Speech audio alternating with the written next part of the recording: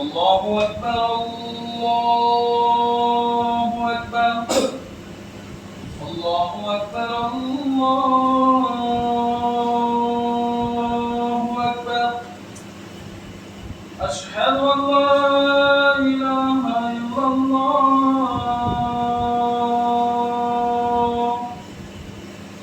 أشهد أن لا إله إلا الله أشهد أن محمدا رسول الله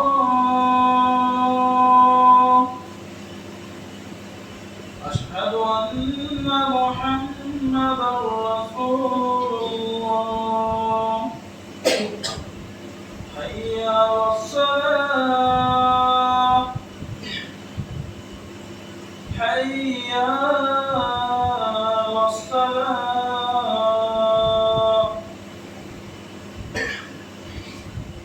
حي على الفلاح حي على الفلاح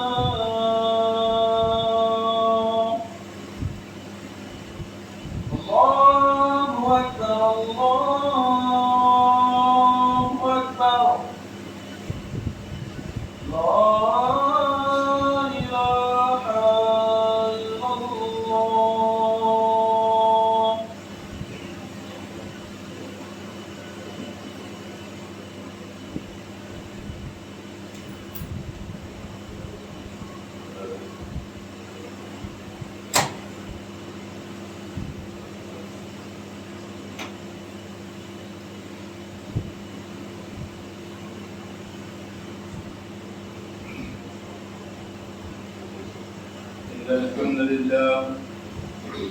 إن الحمد لله نحمده ونستعينه ونستغفره ونعوذ بالله من شرور أنفسنا ومن سيئات أعمالنا من يهده الله فلا مضل له ومن يضلل له فلا هادي له وأشهد أن لا إله إلا الله وحده لا شريك له وأشهد أن محمدا عبده ورسوله قال الله تبارك وتعالى في قرآنه المجيد يا أيها الذين آمنوا اتقوا الله حق تقاته ولا تموتن إلا وأنتم مسلمون يا أيها الناس اتقوا ربكم الذي خلقكم من نفس واحدة وخلق منها زوجها وبث منهما رجالا كثيرا ونساء واتقوا الله الذي تساءلون به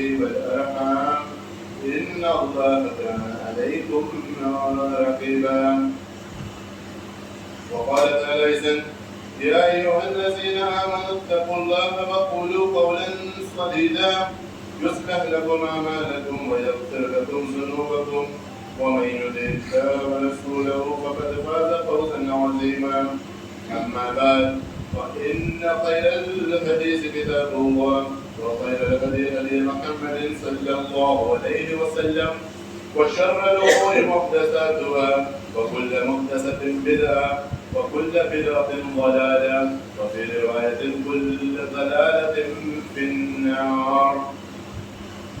قال الله تبارك وتعالى في قرآنه المجيد والقرآنه الحميد كل نفس ذائقة الموت وإنما توفون أجوركم يوم القيامة فمن زحزح عن النار وأدخل الجنة فقد فاز وما الحياة الدنيا إلا متاع الغرور.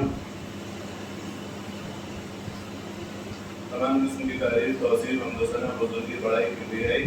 اللہ وحدہ لا شریک کے لیے ہدایت و زیبا ہے جو تنہ تنہا اس کائنات کا اور ہم سب کا خالق مالک اور رازق ہے.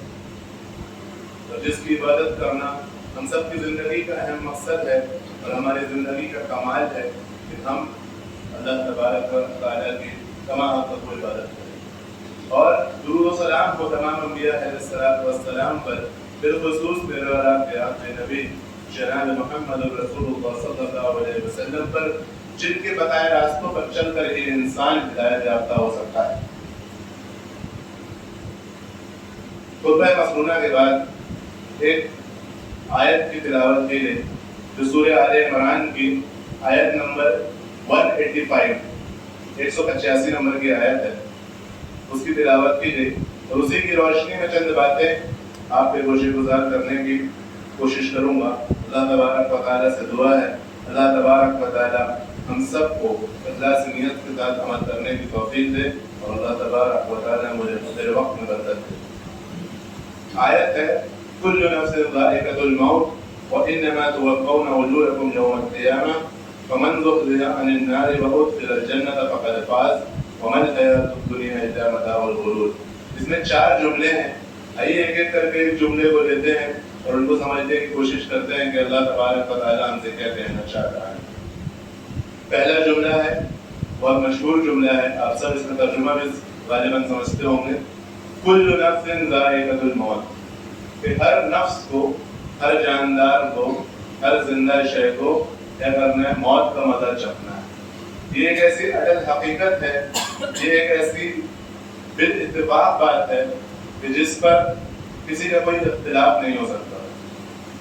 اللہ کے انکار کرنے والے بہت آئے، ابھی بھی ہیں، آگے بھی رہیں گے، لیکن موت ایک ایسی شے ہے جس کا انکار نہ کسی نے ماضی میں کیا، نہ کوئی حال میں کر رہا ہے، اور نہ کوئی مستقبل میں کر پائے گا کہ موت نہیں ہے۔ ایسا کوئی نہیں کہتا، چاہے وہ کسی مذہب کا ماننے والا ہو، کسی مسلک کا ماننے والا ہو، کسی دنیا کے کسی کونے کا رہنے والا ہو۔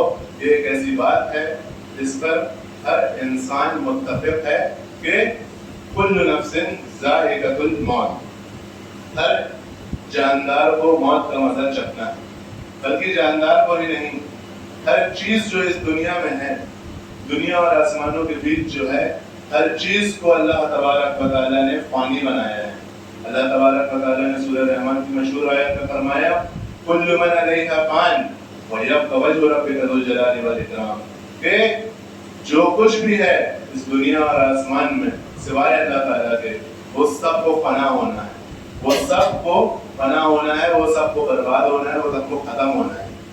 یعنی ایک تو ہم اس دنیا میں جو ہیں وہ بھی ہمیشہ نہیں رہیں گے، اور ہماری جو بلڈنگیں، ہماری جو گاڑیاں، ہماری جو موٹریں، ہمارے جو بزنس، ہمارے جو آفیسز، ہمارا یہ سب کچھ بھی ہمیشہ نہیں رہنے والا ہے، بلکہ حتیٰ کہ اللہ تبارک و تعالیٰ قیامت کے دن، قیامت سے قبل فرشتوں تک کو موت دے دے گا، بلکہ موت کے فرشتے کو بھی موت دے دے گا، اور اس کے بعد اللہ تبارک و تعالیٰ اپنے جلال میں کہے گا کہ آج کون ہے ملک، کون ہے جبار، کہاں گئے دنیا کے سب تکبر کرنے والے، این المتکبرون۔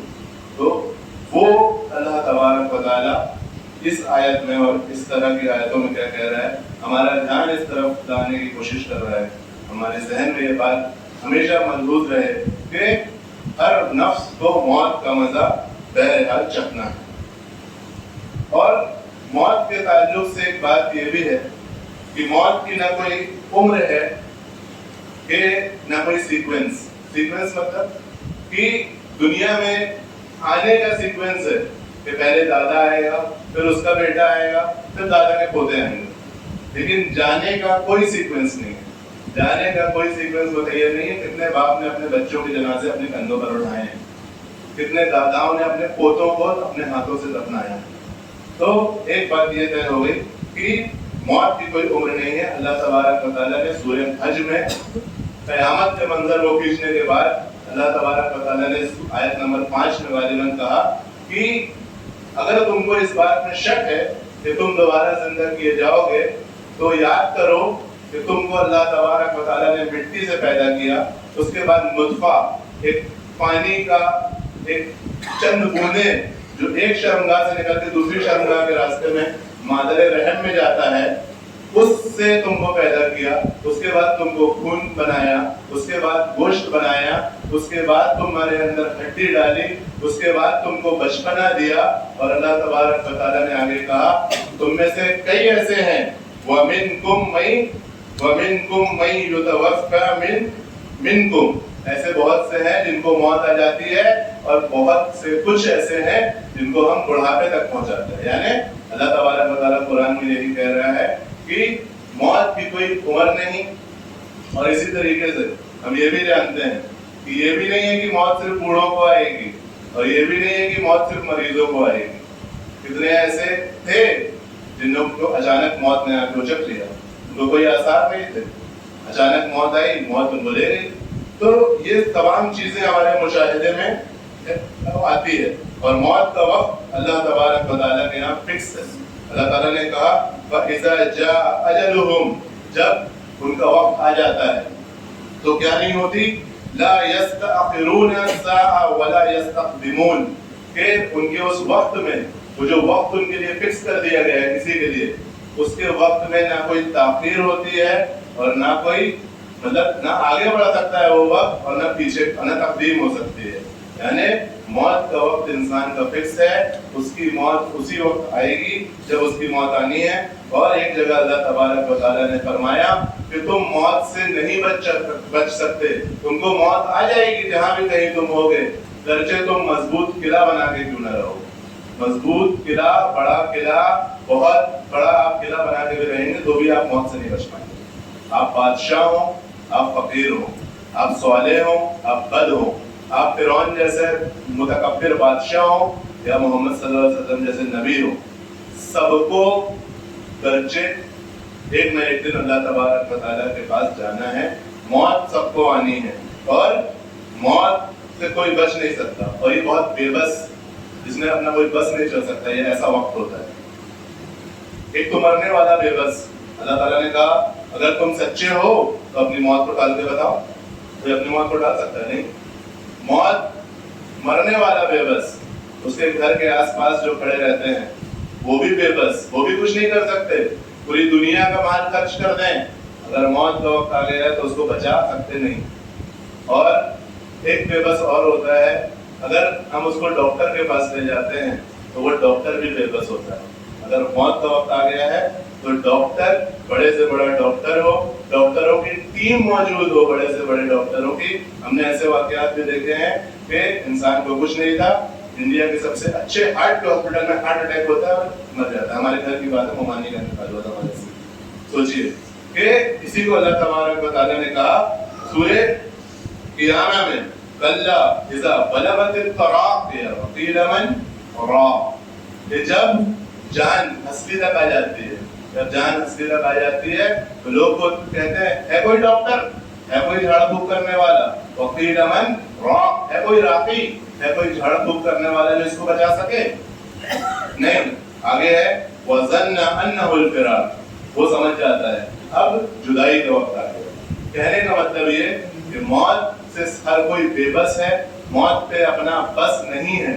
اب موت میں ہمارا بس تو نہیں ہے, ہمارے پاس وقت ہم کو پتہ نہیں ہے, کر کیا سکتے ہیں ہم؟ موت کے وقت کو نہیں بدل سکتے, لیکن ہم اپنے آپ کو بدل سکتے ہیں. ہم موت کی تیاری کر سکتے ہیں. ہم کو کتنا جینا ہے یہ ہم کو نہیں پتا. ایک صحابی, ایک بدو یعنی جو دیہاتی صحابی اللہ کے نبی کے پاس آئے, انہوں نے پوچھا کہ قیامت کب آئے گی؟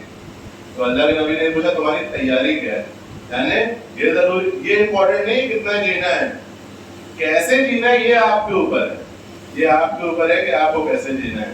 اور اگر آپ نے اس کی تیاری کر لی موت سے پہلے تو آپ کامیاب ہوں گے, ورنہ آپ ناکام ہوں گے. یہ سمپل ضرور ہے کہ ہم کو کتنا جینا ہے یہ ہمارے بس میں نہیں ہے, لیکن ہم کو کیسے جینا ہے.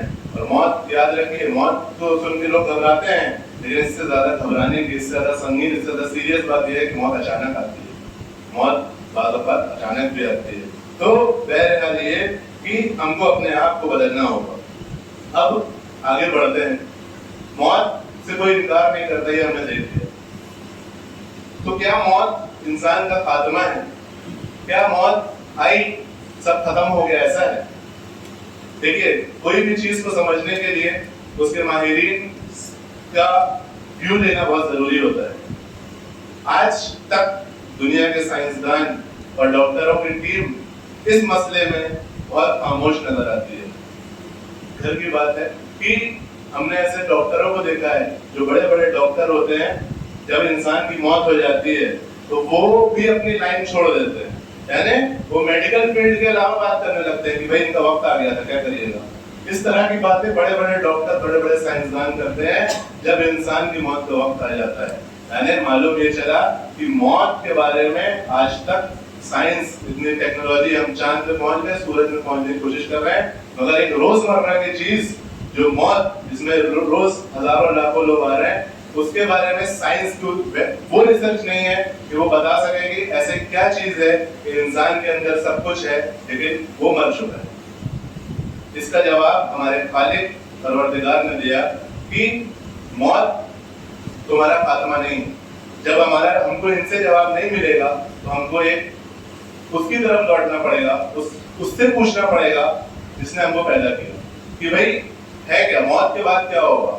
تو اللہ تبارک و تعالیٰ نے قرآن میں فرمایا کہ تم کیا سمجھے ہو, افا حسبتم انما خلقناکم عبثا, تم نے کیا یہ سوچ کے رکھا ہے کہ تم عبث پیدا کر دیے گئے, بس یوں ہی پیدا کر دیے گئے, آئے مرو گے اور ختم ہو جاؤ گے اور تم سے پوچھ گچھ نہیں ہوگی, تم نے یہ سمجھ رکھا ہے. نہیں.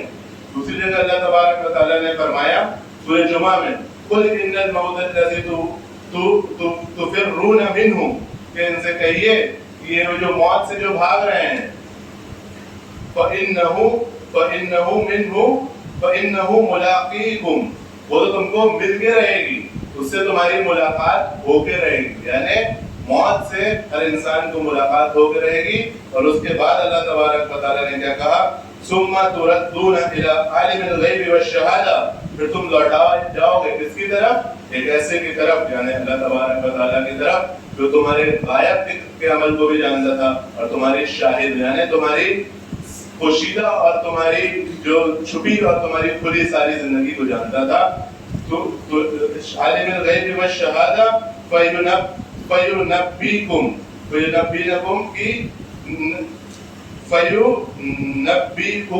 تاکہ تم کو بتا دے بما کنتم تعملون, کہ تم کیا کر کے آئے ہو, اس کی تم کو خبر دے دی جائے. اور اسی چیز کو یہ اس سے ملتی جلتی آیت تھی جس جو میں نے شروع میں پڑھی کہ کل نفس ذائقۃ الموت, ہر نفس کو موت کا مزہ چکھنا ہے. وَإِنَّمَا تُوَفَّوْنَ أُجُورَكُمْ يَوْمَ الْقِيَامَةِ, اور قیامت کے دن تم کو تمہاری موت کے تمہاری پوری زندگی کا بدلہ دیا جائے گا.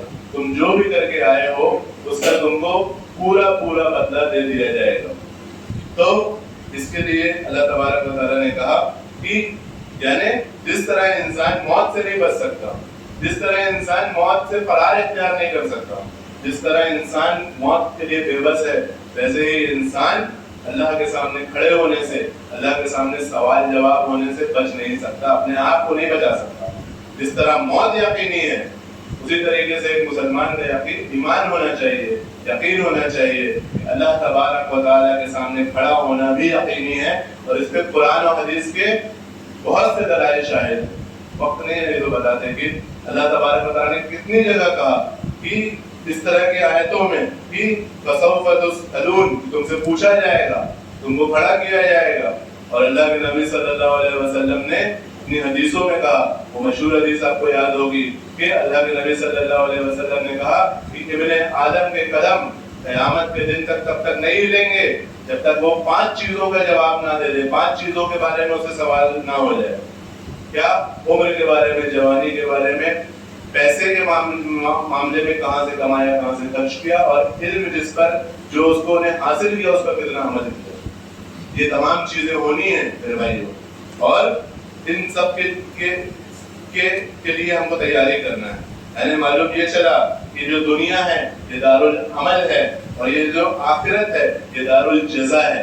یہ دنیا میں ہم کو جزا ملے نہ ملے لیکن قیامت کے دن ہمارے ہر عمل کا پورا بدلہ دیا جائے گا. اسی لیے اللہ تبارک و تعالیٰ نے کہا کہ وَمَن يَعْمَلْ مِثْقَالَ ذَرَّةٍ خَيْرًا يَرَهُ وَمَن يَعْمَلْ مِثْقَالَ ذَرَّةٍ شَرًّا يَرَهُ, کہ تم اگر ذرے کے برابر بھی خیر کام کرو گے, نیکی کرو گے, اس کو بھی تم دیکھ لو گے.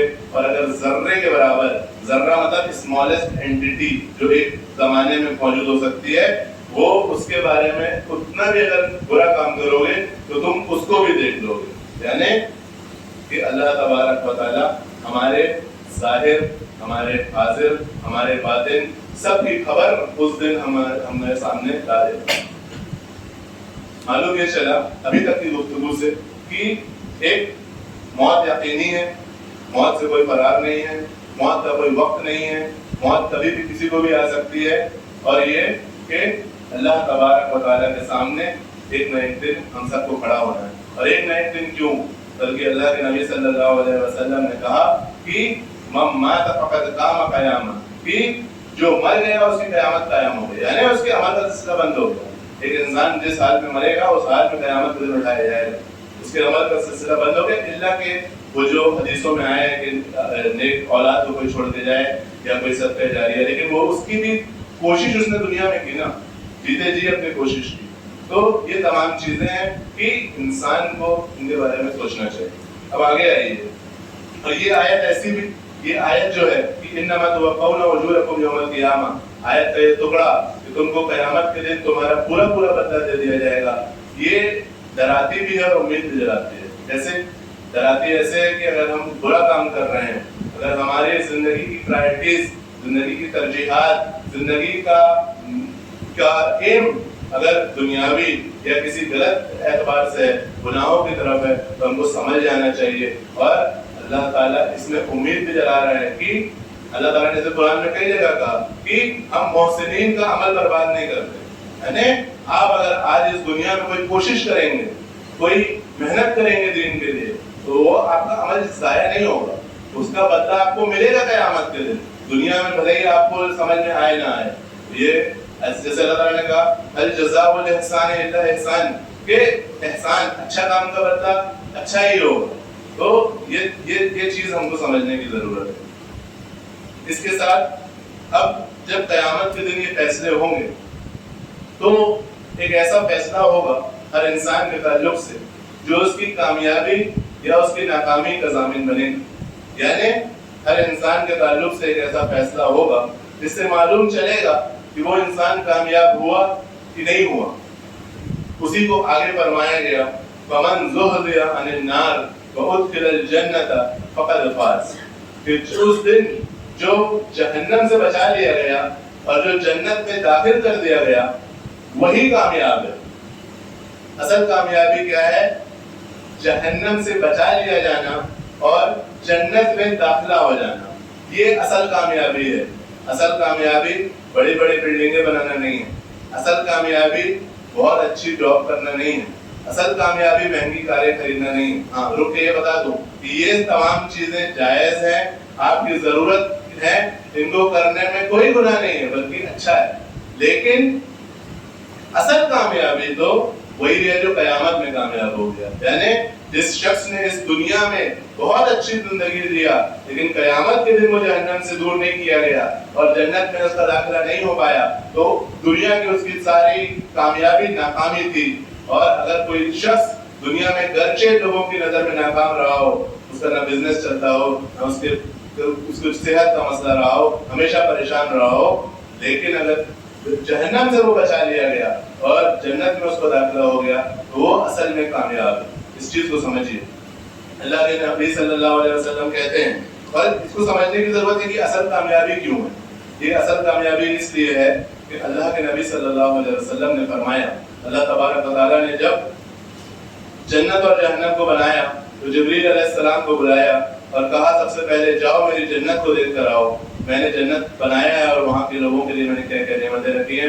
جبریل علیہ السلام جاتے ہیں, جنت کا مشاہدہ کر کے لوٹتے ہیں اور اللہ تبارک و تعالیٰ سے کہتے ہیں اللہ تو نے اتنی اچھی جنت بنائی ہے کہ جو بھی اس کے بارے میں سنے گا وہ اس میں جا کے رہے گا, وہ اس میں جائے گا. اللہ تبارک و تعالیٰ نے کہا پھر جاؤ, اور اس بار اللہ تبارک و تعالیٰ نے جنت کو ان اعمال سے گھیر دیا تھا جن اعمال کے ذریعے انسان کو جنت ملے گی. یعنی وہ اس کو انگلش میں ہارڈ شپس کہتے ہیں کہ وہ کوششیں, عربی میں مقارے کا لفظ ہے کہ انسان کو کچھ چیزیں شاق گزریں گی, کہیں پہ اس کو مشکلات ہوں گی, کہیں جگہ اس کو صبر کرنا پڑے گا, کچھ چیزیں اس کو ایسی کرنی پڑیں گی جو اللہ نے کہا ہے, اس پر مشکل ہوگی, لیکن جب یہ کرے گا تب اس کو جنت میں داخلہ ملے گا. تو جبریل علیہ السلام جاتے ہیں, ان چیزوں کے بعد جنت کو دیکھتے ہیں اور کہتے ہیں اے اللہ مجھے تو لگتا ہے کہ اب کوئی جنت میں نہیں جا پائے گا. اور اسی طرح اللہ کے نبی نے فرمایا کہ اللہ تبارک و تعالیٰ نے ان کو جہنم کو دیکھنے کے لیے بھیجا. انہوں نے یہی کہا کہ اللہ تعالیٰ مجھے لگتا ہے کہ جہنم کے بارے میں جو بھی سنے گا وہ اس سے بچ کے رہے گا. پھر اللہ تبارک و تعالیٰ نے جہنم میں لے جانے والے عمل، شہوت پسندی، آپ آرام دے اپنے آرام، دیکھیے آرام حرام نہیں ہے لیکن حرام یعنی فجر کے وقت آرام کرنا حرام ہے. اسلام میں آرام حرام نہیں لیکن فجر کے وقت آرام کرنا حرام ہے. اسی طریقے سے انہوں نے جو آرام دہ چیزیں اور جو اس طرح کی چیزیں جو جہنم میں لے جاتی ہیں، بھیجا آرام، شہوت پسندی، جو دل چاہ رہا ہے کر رہے ہیں، ان تمام چیزوں سے جب جہنم کو گھیر دیا، اللہ تعالیٰ کہتا ہے جاؤ جبریل پھر دیکھ کر آؤ میری جہنم کو. تو وہ کہتے ہیں اے اللہ مجھے لگتا ہے کہ ہر کوئی جہنم میں چلا جائے گا. اس سے معلوم چلتا ہے کہ جہنم سے بچنا کتنا زیادہ ضروری ہے. یہ جہنم کیسی چیز ہے. اور اس جہنم کے بارے میں ایک جنت اور جہنم کے بارے میں ایک چیز اور یاد رکھیے کہ جنت کا ایک پوری حدیث بیان کرنے کا وقت نہیں ہے. جنت کا ایک لمحہ دنیا کی تمام مشکلات کو بھلا دیتی ہے اور جہنم کا ایک لمحہ دنیا آپ کی کتنی بھی اچھی ہو پوری دنیا کو بلا دے گی. اور اگر جنت میں داخلہ ہو گیا، دنیا میں آپ نے کتنی بھی پریشانی صحیح ہو، کتنی بھی دین کے لیے یا اپنی دنیا کے لیے پریشانی صحیح ہو، صبر کیا ہو، پورے پریشان رہے ہو، ان سب کو بلا دے گی. اور ایک اور بات یاد رکھیے، یہ اس لیے بھی کامیابی ہے، اصل کامیابی، کیونکہ جنت کا ادنا شخص جو سب سے نچلا درجے کا جنتی ہوگا، اس کو لگے گا کہ مجھے جو ملا ہے وہ کسی کو نہیں ملا. یعنی وہ اپنے آپ کو سب سے سپیریئر سمجھے گا کہ مجھے لگتا نہیں ہے کہ اتنی بڑی دنیا کے برابر جنت کا اللہ تعالیٰ نے اس سے وعدہ کیا ہے، اس کو ملے گی. اور جہنم میں جو شخص جو ادنا عذاب، یعنی ادنا مطلب سب سے اسمالسٹ اس کو عذاب ہو رہا ہوگا، وہ یہ سوچے گا کہ مجھے لگتا نہیں ہے کہ ایسا عذاب کسی اور کو دیا جائے. سوچیے، جنت جہنم کے بارے میں جاننا بہت ضروری ہے. یہ ہمارے ایمان کا حصہ ہے. ان کے بارے میں یہ کہانی کس سے نہیں ہے، ان سب سے ہم کو گزرنا ہے. ان سب سے ہم میں ہر شخص جو بیٹھا ہے وہ قیامت کے دن اللہ تبارک و تعالیٰ کے سامنے کھڑے ہونا ہے، اس کو جواب دہ ہونا ہے. تو کہنے کا مطلب یہ کہ جنت اور جہنم کی نعمتوں کو، مطلب جنت کی نعمتوں کو اور جہنم کے عذاب سے بچنے کے لیے ہمیں اعمال کرنے پڑیں گے، کچھ ایسے کام کرنے پڑیں گے. اور یاد رکھیے جنت میں بوریت نہیں ہے. دنیا کی کتنے سے بڑی نعمت ہو وہ ایک نہ ایک دن بور کر دیتی ہے، ایک نہ ایک دن انسان اس سے اکتا جاتا ہے، لیکن جنت کی نعمتوں سے بوریت نہیں ہے. سورہ کہف میں آیت پڑھ لیجیے گا. اور اسی طریقے سے جہنم کے عذاب میں کمی نہیں، عذاب میں بڑھوتری ہوگی. سورہ نبا کے پڑھنے کے آخری آیت، پہلے پڑھنے کے آخری آیت پڑھ لیجیے گا کہ ان کے عذاب میں صرف بڑھوتری ہی کی جائے گی. یہ ہے جنت، یہ ہے جہنم. اسی لیے کہا گیا ومن زحزح عن النار، جو جہنم سے بچا دیا گیا اور جو جنت میں داخل کر دیا گیا وہی اصل میں کامیاب ہے. اب سوال یہ ہوتا ہے کہ اصل کامیابی ہے، یہ سب کچھ ہے، تو پھر دنیا کی زندگی کیا ہے؟ دنیا کی زندگی جیسا بتایا کہ دنیا کی زندگی مقصد نہیں ہے. دنیا کی زندگی ایک ضرورت کے تحت دنیا میں انسان کو رہنا چاہیے کہ انسان یہاں پہ اپنی ضروریات پوری کرے، لیکن انسان کی صبح سے شام تک کی دوڑ بھاگ صرف دنیا کے لیے ہو، یہ اسلام میں مطلوب نہیں. اسی لیے کہا گیا وَمَا الْحَيَاةُ الدُّنْيَا، اصل کامیابی تو جنت میں داخلہ ہے. اور یاد رکھو وَمَا الْحَيَاةُ الدُّنْيَا، اس دنیا کی جو زندگی ہے وَمَا الْحَيَاةُ الدُّنْيَا إِلَّا مَتَاعُ الْغُرُورِ، یہ سوائے دھوکے کے سامان بھی کچھ نہیں. دھوکے کا سامان یعنی فریب ہے، یہ ایلیوژن ہے یہ. اور تھوڑا پتہ نہیں کریکٹ ترجمہ ہے کہ نہیں، لیکن اس کے آس پاس کا ہے فراڈ ہے یہ. جیسے ایک آدمی کسی کو خوب اچھے وہ دکھاتا ہے کہ ایسا ہو جائے گا ویسا ہو جائے گا. فراڈ آج کل جو کرتے ہیں کیسے ہوتا ہے کہ بھائی آپ کو لاٹری لگی ہے، آپ کو اتنا پیسہ مل جائے گا. انسان کیا کرتا ہے، آپ اس لنک پہ کلک کریے، آپ کو جو ملنا ہے وہ تو نہیں ملے گا، آپ کے اکاؤنٹ سے پیسہ خالی ہو جائے گا. یہی حال اس دنیا کا ہے. اس دنیا میں انسان نے جس نے جی لگایا ہے دنیا سے، اس کو دھوکہ ہی ملا ہے. اور اس کی تشریح کر رہی ہے وہ پہلی آیت. کیوں؟ کیونکہ دنیا کا سب کچھ فانی ہے. دنیا میں ہم خود فانی ہیں، دنیا کی نعمتیں فانی ہیں. اور دنیا کی جو نعمتیں ہیں اللہ تعالیٰ نے سورہ اعلیٰ میں کیا کہا بل تؤثرون الحیات الدنیا والآخرۃ خیر وابقیٰ، تم دنیا کی زندگی کو ترجیح دیتے ہو لیکن آخرت کی جو زندگی ہے وہ اچھی بھی ہے، یعنی دنیا کی نعمتوں سے بہت اچھی بھی ہے اور باقی رہنے والی بھی ہے، اس کے لیے تم کوشش کرو۔ اس کے لیے کرنا کیا پڑے گا؟ بل تؤثرون الحیات الدنیا کو چھوڑنا پڑے گا، یعنی آخرت کے لیے کامیابی کرنی، آخرت کے لیے کوشش کرنی پڑے گی۔ تو یہ تمام چیزیں کہ ایک اللہ کے نبی نے اور قرآن میں دنیا کے تعلق سے جتنی مثالیں بتائی ہیں، صرف اگر ان مثالوں کو بیان کرنا چاہے تو ایک خطبہ ہو جائے۔ صرف مثالوں کے ذریعے سے دنیا اور آخرت کو جو سمجھایا گیا ہے، کہیں مچھر کا پر کہا گیا، کہیں مری ہوئی بکری کہا گیا، کہیں کہا گیا کہ تم پھر دنیا کا انکا غریب وانک غریب، کہ تم ایک مسافر کی طرح اس دنیا کو سے گزر جاؤ۔ تو ان تمام چیزوں سے انسان کو سمجھنا چاہیے۔ اور امام ابن الجوزی قیم الجوزی رحمہ اللہ نے ایک کتاب لکھی ہے دنیا اور اس کی حقیقت، تو اس میں انہوں نے ایک مثال دی کہ یہ دنیا جو ہے وہ نیند کی طرح ہے، دنیا جو ہے وہ نیند کی طرح ہے، اور اس دنیا کا جینا ایک خواب کی طرح ہے، اور اس سے مر کر اٹھنا، اس میں مرنا ایک اٹھنے کی طرح ہے۔ یعنی آپ کوئی مثال سمجھائے کہ ہم میں سے ہر انسان سوتا ہے، اور ہم میں سے شاید کوئی ایسا انسان نہ ہو، میں سمجھتا ہوں، جس نے کبھی اچھا یا کبھی برا خواب نہ دیکھا ہو۔ ہر انسان اچھا برا خواب دیکھتا ہے۔ ایک انسان جو جب سو کے اٹھتا ہے، اس نے مان لیجیے مثال کے طور پہ ایک بہت اچھا خواب دیکھا، ایک انسان اس نے ایک بہت اچھا خواب دیکھا، تو جب اس کی نیند کھلتی ہے تو اس کا کیا حال ہوتا ہے؟ کاش میں خواب میں ہی رہتا ہے، کتنا اچھا تھا خواب۔ یہی مثال ہے اس شخص کی جس نے دنیا کو اپنی جنت بنا لیا، دنیا میں اللہ سے بے خوف ہو کے زندگی گزاری، جیسے کھٹ سے نیند کھلتی ہے ویسے کھٹ سے اس کی موت آئے گی، اور پھر وہ کہے گا کاش میں دنیا میں رہتا ہے، یہ کہاں مجھے آخرت میں کیوں لے جا رہا ہے؟ یہ تمام دلائل ہیں اس میں موجود ہیں، یہ کہاں کیا ہو گیا میرے ساتھ، میری نیند کیوں کھل گئی، میں دنیا میں مرا کیوں، میرے کو قبر کے عذاب اور یہ سب جہنم کے عذاب سہنے پڑ رہے ہیں۔ اور اسی طریقے سے اس شخص کی مثال جو ایک برا خواب دیکھتا ہے ویسی ہے کہ جب وہ برے خواب سے جاگتا ہے تو کہتا ہے چلو اچھا ہوا یہ تو خواب ہی تھا۔ ویسے ایک شخص جس نے دنیا میں اللہ تعالیٰ کے خوف میں زندگی گزاری ہوگی، ڈر کی زندگی گزاری ہوگی، اس حدیث کی روشنی میں زندگی گزاری ہوگی جس میں اللہ نے کہا کہ الدنیا سجن المومن، دنیا مسلمان کے لیے قید خانہ ہے، ویسی زندگی گزاری ہوگی تو جب اس کو موت آئے گی اور گویا کہ وہ خواب سے اٹھے گا تو کہے گا ٹھیک ہے یہ تو دنیا ہی تھی۔ اور اللہ کے نبی صلی اللہ علیہ وسلم کی حدیث بیان کر دوں، اللہ کے نبی نے کہا کہ اللہ تعالیٰ کہتا ہے میں اپنے بندے پر 2 خوف اور 2 امن کبھی جمع نہیں کرتا، یعنی جو بندہ دنیا میں خوف میں رہے گا، دنیا میں اللہ تبارک و تعالیٰ کے خوف میں رہے گا، وہ آخرت میں امن میں رہے گا، یعنی آخرت میں اس کی عیش والی زندگی ہوگی۔ اور جو بندہ دنیا میں امن مطلب امن چین سکون نہیں، یعنی اللہ تعالیٰ سے بے پرواہ، اللہ کے خوف سے بے پرواہ زندگی گزارے گا، اس کو آخرت کے دن خوف کا سامنا کرنا پڑے گا، اس کو ایسی زندگی اس کو بھڑکائی ہوئی آگ میں جانا پڑے گا۔ بہرحال یہ چند چیزیں تھیں، کچھ آخری چیزیں بتا کے اپنی بات کو ختم کروں گا کہ ان کے لیے ہم کو کرنا کیا ہے۔ سب سے پہلے ہم کو موت اور آخرت کی تیاری کرنی ہے۔ ہر انسان اچھا جینا چاہتا ہے، کہتا ہے میں چین سے جینا چاہتا ہوں، لیکن چین سے مرنے کی فکر کسی کو نہیں۔ انسان کو چین سے مرنے کی اور اس کے بعد چین سے جینے کی، یعنی اخروی زندگی میں چین سے جینے کی بھی پرواہ کرنی چاہیے۔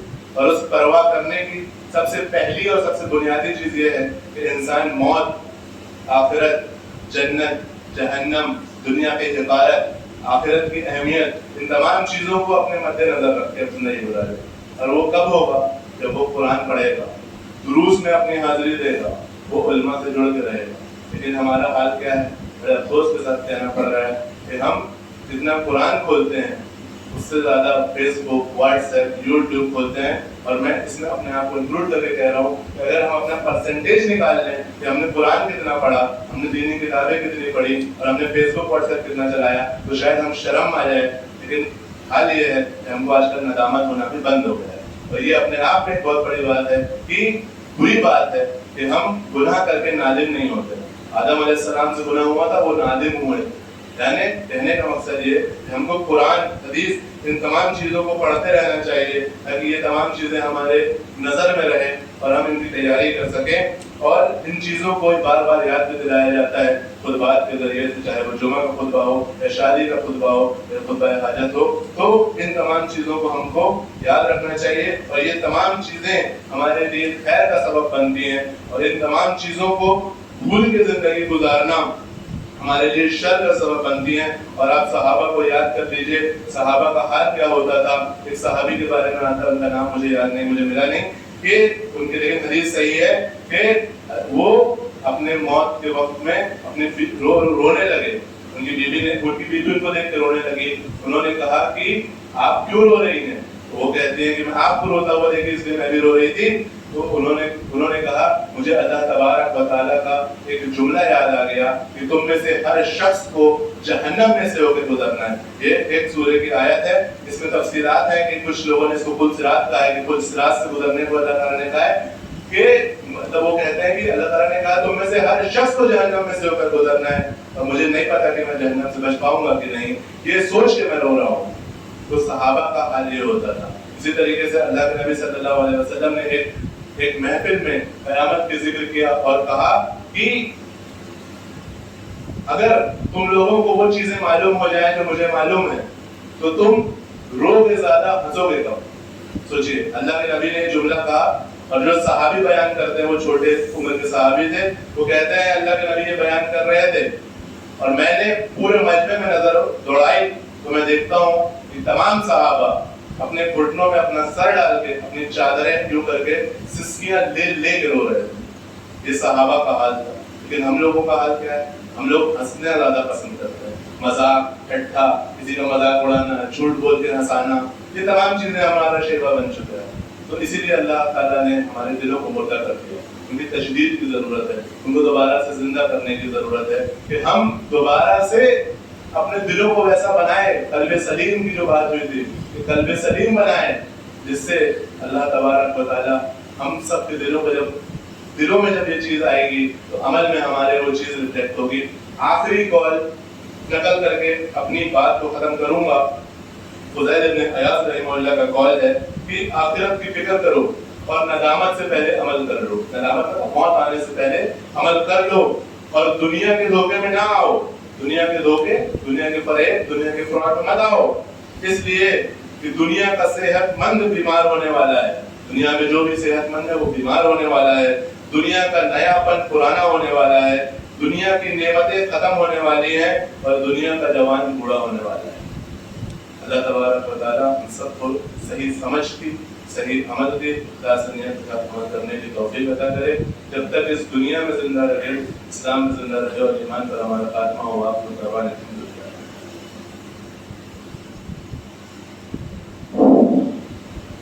الحمد لله والصلاة والسلام على من لا نبي بعده إن الله وملائكته يصلون على النبي يا أيها الذين آمنوا صلوا عليه وسلموا تسليما اللهم صل على محمد وعلى آل محمد كما صليت على إبراهيم وعلى آل إبراهيم إنك حميد مجيد اللهم بارك على محمد وعلى آل محمد كما باركت على إبراهيم وعلى آل إبراهيم إنك حميد مجيد إن الله يأمركم بالعدل والإحسان وإيتاء ذي القربى وينهى عن الفحشاء والمنكر والبغي